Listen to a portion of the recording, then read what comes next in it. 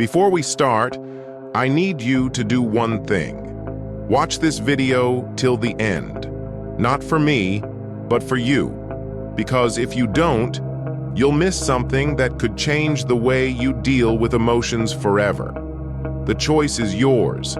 But if you've ever felt like your emotions control you instead of the other way around, then trust me, you need to hear this. Think about the last time you let your emotions take over. Maybe you said something in anger that you regretted later. Maybe you felt anxious and let fear stop you from taking action. Or maybe sadness drained your motivation and you lost a whole day doing nothing. We've all been there. But here's the real question.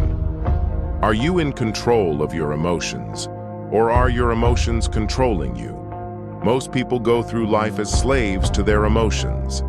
They let frustration, fear, and sadness dictate their actions, and as a result, they stay stuck, repeating the same emotional cycles over and over. But there's another way. Imagine being able to stay calm in stressful situations, make logical decisions even when you're upset, and never let negative emotions drag you down. That's what emotional mastery is all about. And today, we're going to break down exactly how you can control your emotions instead of letting them control you. Step 1. Recognize your triggers. You can't control what you don't understand. The first step to mastering your emotions is figuring out what triggers them. What situations make you feel angry, frustrated, or anxious? Is it certain people, places, or conversations? Once you identify these triggers, you can start preparing yourself instead of reacting blindly.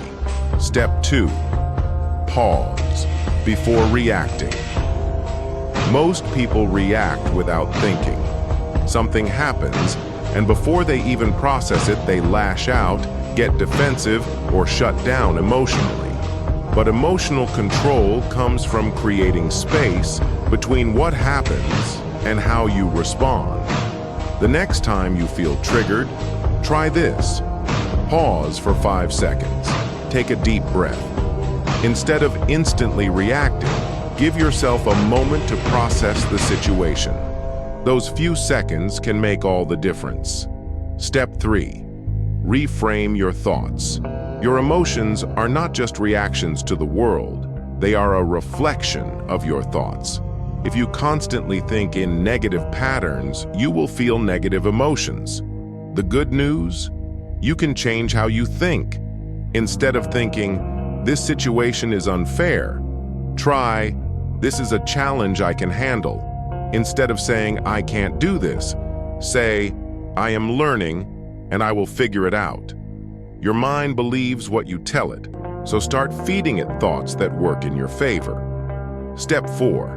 Channel your energy properly.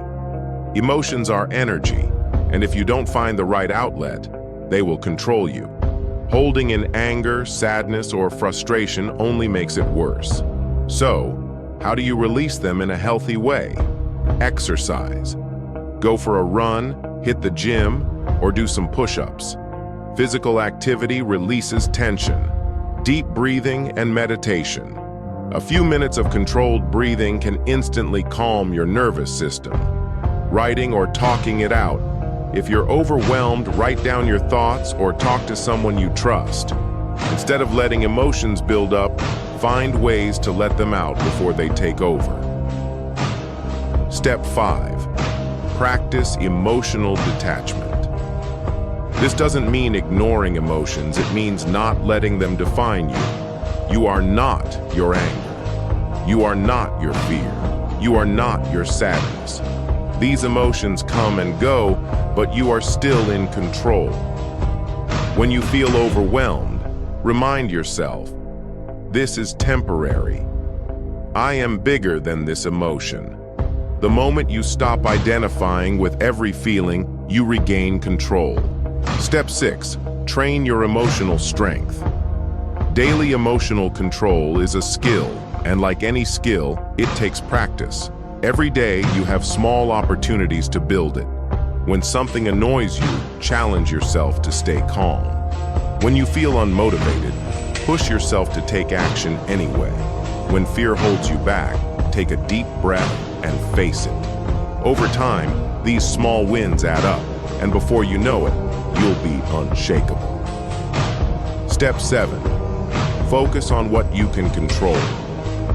One of the biggest reasons people struggle with emotions is because they focus on things outside their control. You can't control how others act. You can't control every situation. But what you can control is how you respond. Shift your focus away from what's out of your hands and on to what you can change. This mindset alone will make you emotionally stronger. If you made it this far, that means you're serious about mastering your emotions, and that's already a huge step forward. But knowing isn't enough. You have to practice. Start today. The next time you feel overwhelmed, apply these steps. Over time, emotional control will become second nature. If this video helped you, like and subscribe for more life-changing content. Let's take control of our minds and build a stronger future.